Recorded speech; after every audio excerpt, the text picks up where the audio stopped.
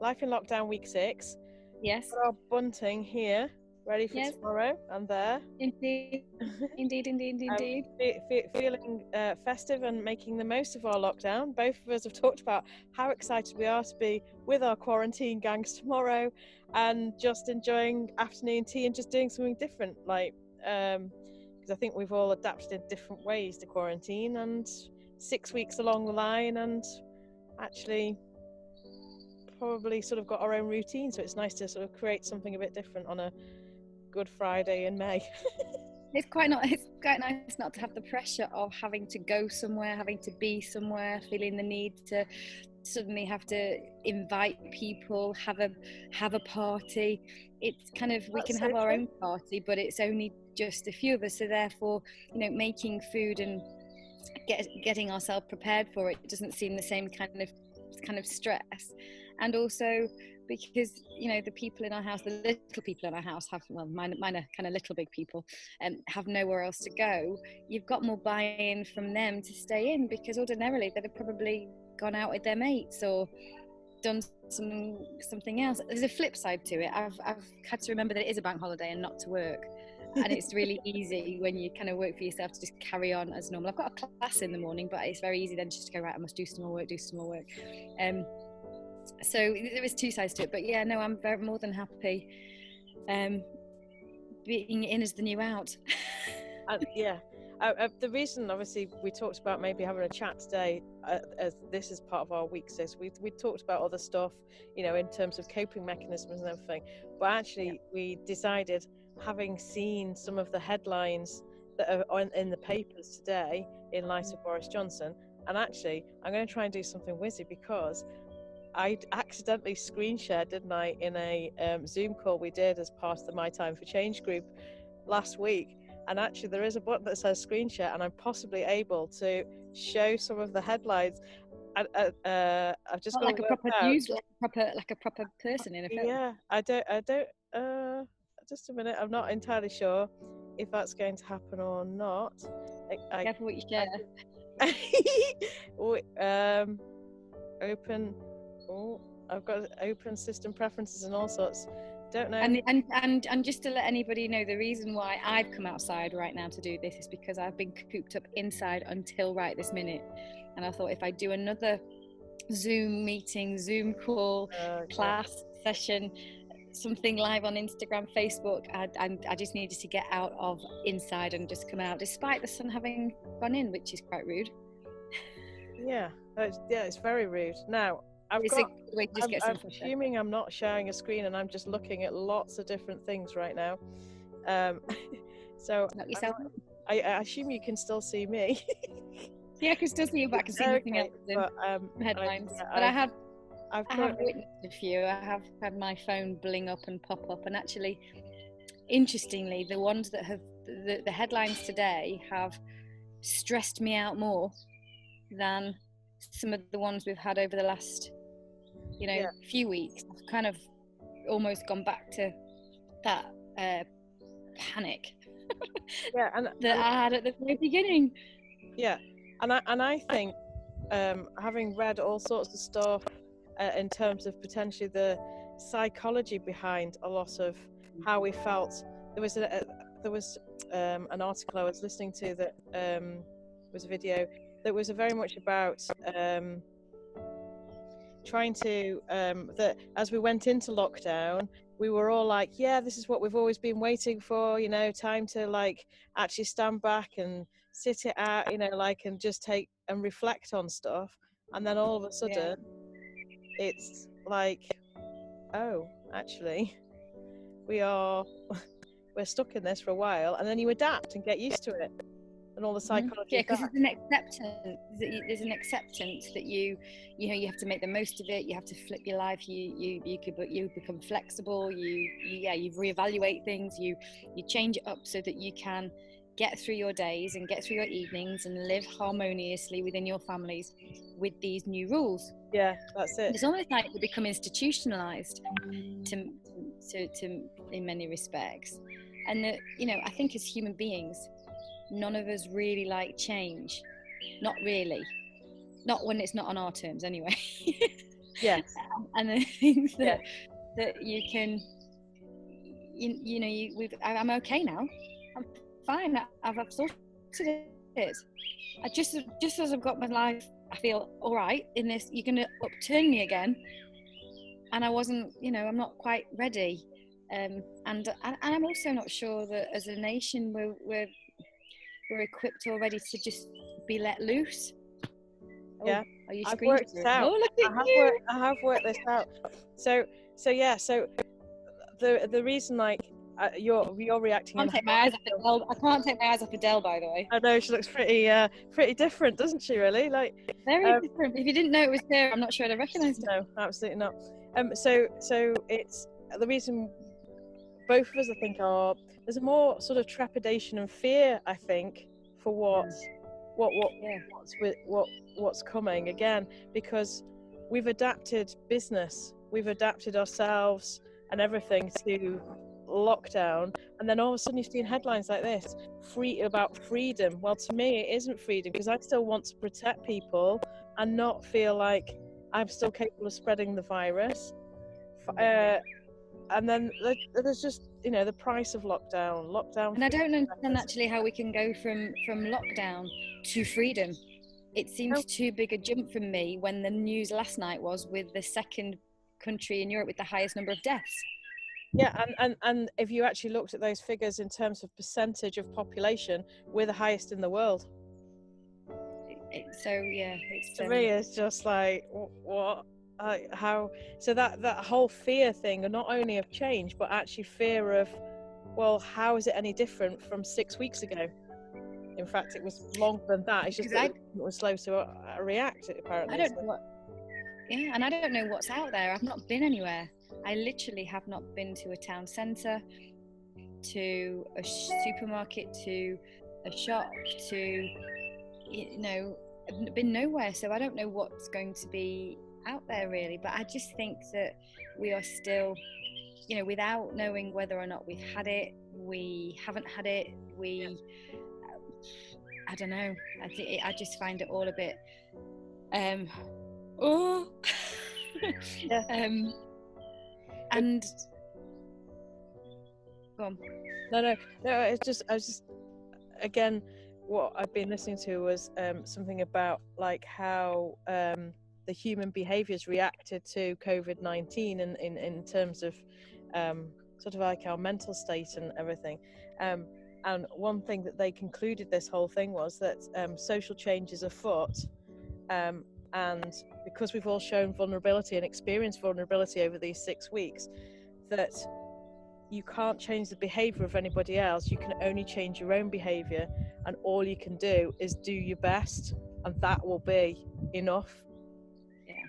I think that's the case with anything. It's about managing the manageable and controlling the controllable, and it's a bit like you can't be responsible for how somebody's going to react, and also you can't tell somebody how they're going to feel.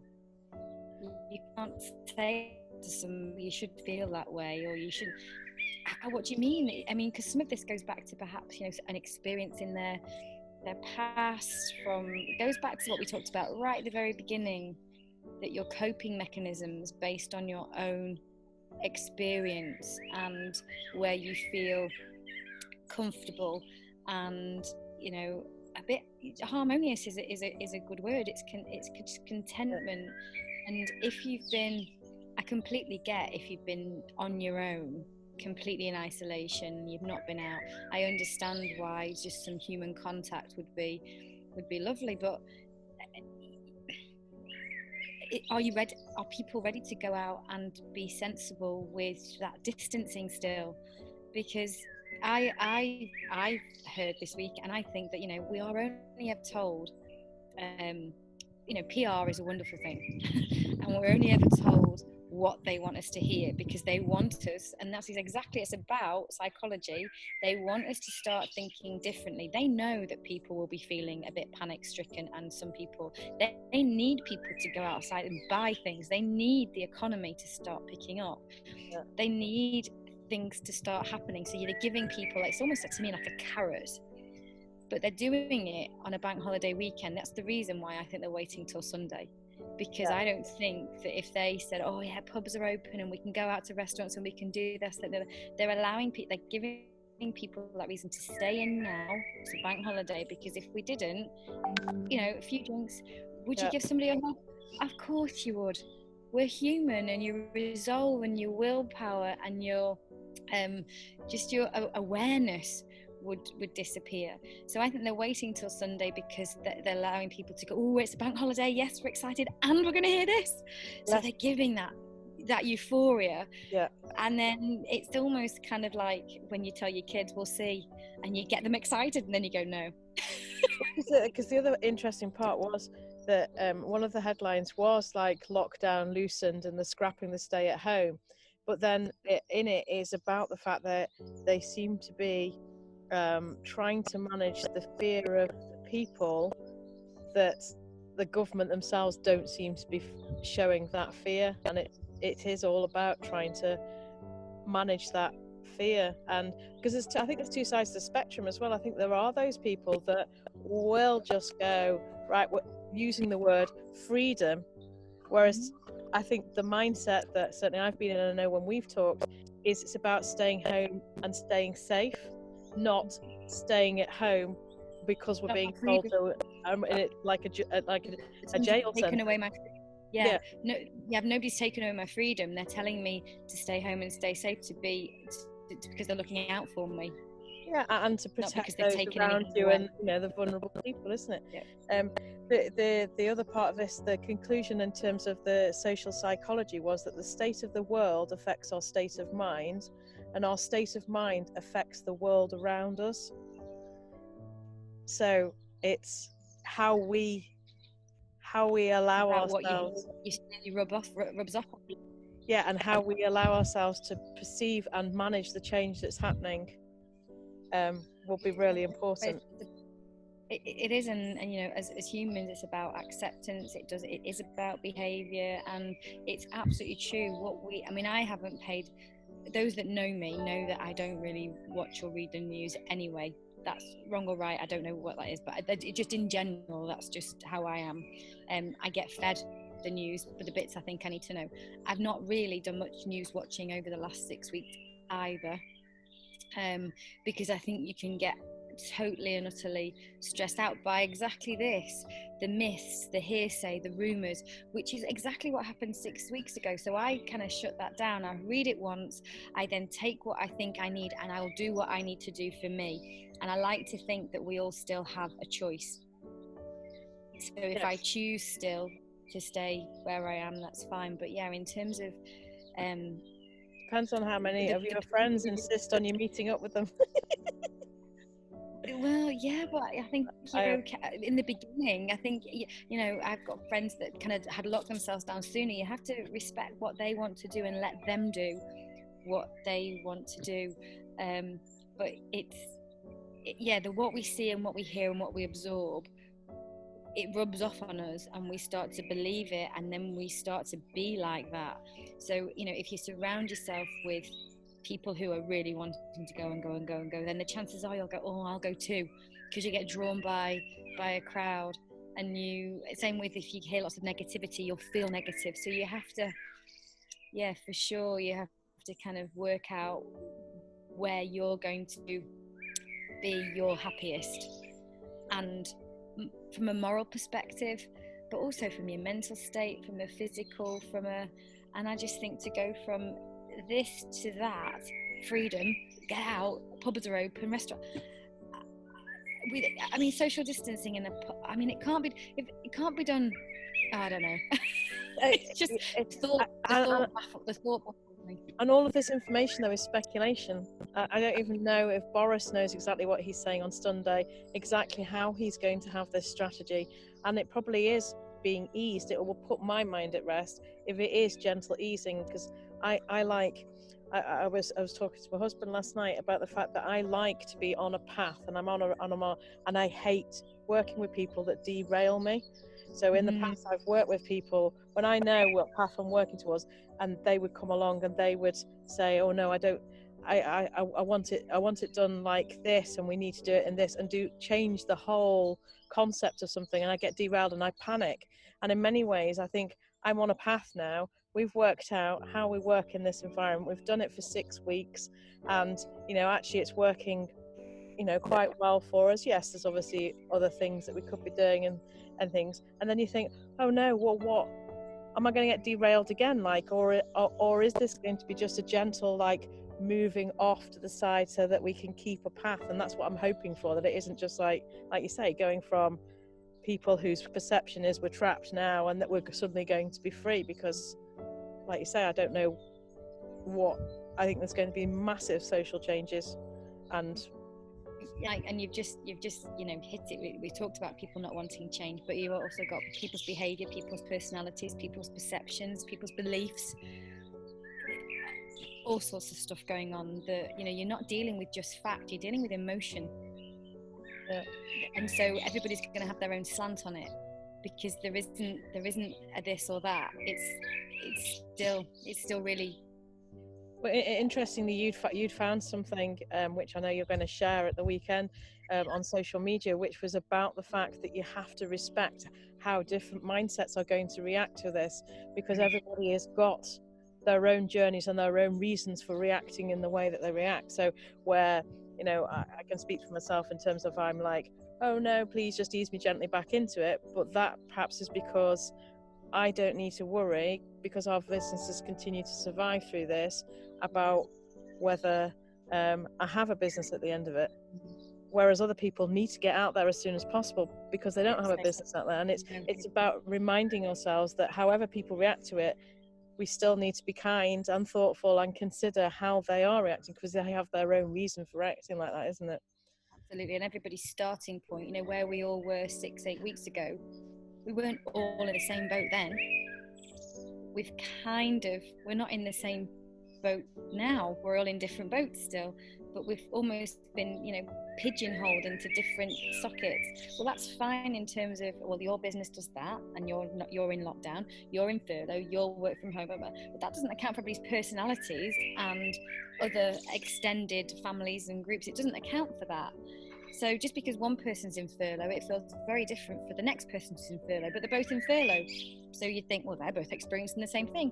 No, not at all. You've got somebody's online business who's going, yeah, it's great online. Somebody else online going, it's not great, but it's the best of a bad job. You've got people who are doing lots for nothing. And you've got people who are doing nothing for lots. It is a really weird one, but I just think that the feeling or the sensation I've got today, and in preparation for what's happening in Sunday, because I know there's some announcement afoot, and I know that it's probably a different one than it was. It's not. I don't feel nice, so it makes me feel out of sorts, and I've gone into a little bit of a state of angst again. So I'm having to think of all the things that I know I've done well, that I can control where I'm at, and what's the very worst that can happen? I mean, yeah, I don't know what the very worst that can happen. I don't like to.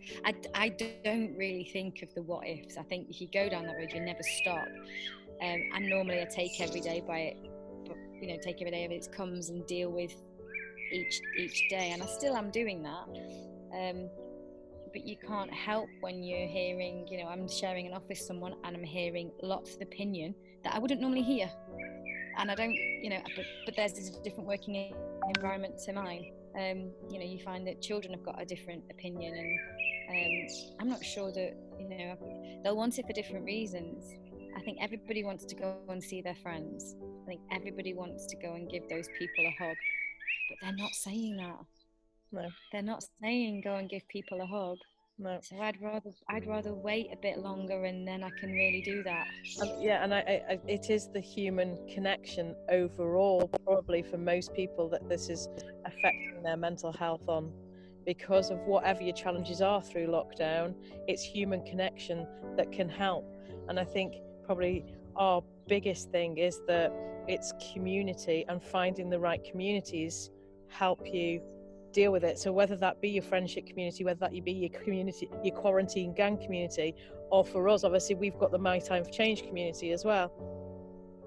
And you've adapted My Time for Change to be more of a health hub in terms of creating a community as well, haven't you? So that, well, there's people in there that are very social but live on their own, and they've got no one, so it has become slightly different. But at the same time, everybody wants to feel good and look good when they look back in a mirror at themselves, and so we can't continue to eat because we feel sorry for ourselves, or eat because it's just in, and treat every day like a bank holiday. But we have to enjoy life too. But I think the community and the mental health is really key. But I think that's what the government potentially have recognised, that potentially there'll be far more deaths through mental health issues if they keep people locked in. But we're talking about life and death. Yeah. It ended for me. Yeah. I'm quite factual like that. Yeah. No, I absolutely. And I really, and this is the problem, is a lot of it's speculation, because I'm not the scientist, I'm not the from medicine and things, and it's that whole all you're surrounded by is all this different information and things, and you just think, what can change in 6 weeks without vaccination? What is so different that, like, all of a sudden, like, we are able to have more freedoms than before? I don't get it. But that's obviously my coping mechanism. I don't know either, but I feel really, and from my point of view, I just feel really lucky that I've been able to give my Emma Wilson fitness group a place to be, where they can work out, they can see each other, we can have a chat, and we've made some social times on the back of that too. My Time for Change was always online, but its priorities are slightly different. But some people's priorities, I've always individualized it, so I will make sure whatever somebody's priority is, that's my job to make sure that they can keep that up there, and my job is to lift them, to give them their daily injection, so that they don't get to feel like this all of the time. Yeah, I think just being able to interact with other people in the My Time for Change group or in your exercise classes has been critical throughout lockdown, definitely for me. But you can see it in other people. You've consistently had the same people coming back to your classes, and in fact you've had new people coming to your classes. Well, recently, yes, because they're struggling. They could do it for so long, and then they're struggling. But it's that sense of community as well as exercise, isn't it? Because they're coming choosing you. Yeah, and it's a distraction. I'm not talking about COVID, I'm not talking about the news, I'm just talking about your topics of conversation are usually really funny. And the thing is, because it's in Zoom and I'm teaching, I think people are finding more about me, because I end up saying some random stuff. I can't even we're here whether people are laughing or not. They are, I'm sure, because that's why people are attracted to coming to your classes, because they're human and it's you, and that's what and that's the feedback that you've gained from those people is that the sense of community in those classes, it's a win-win situation. And I think community is going to be really important over this next week again, as we and I'm you do react to how other people react. It's important not to do a knee-jerk reaction. I'm going to have a real mixture of people that will want me to go out there and teach, along with the same number of people who will want me to stay in because they're not ready. So I just have to, but actually for the very first time I actually have to think about what's right for me, because I've got a household here that I want to protect, and wrongly or rightly, we've talked about this lots of times, it's not, I just feel that I wouldn't want to be a carrier of something and I pass it on to someone else without me really having symptoms, without me really realizing it, or maybe I do have symptoms but I'm not that ill. but yet I've been somewhere or done something, and it's just got someone else who maybe was a little bit more vulnerable, or just couldn't, who didn't have I don't know, I don't even know how the virus is working really, but that's my worry, that I am responsible for passing it on. Yeah. And I don't want to be. No.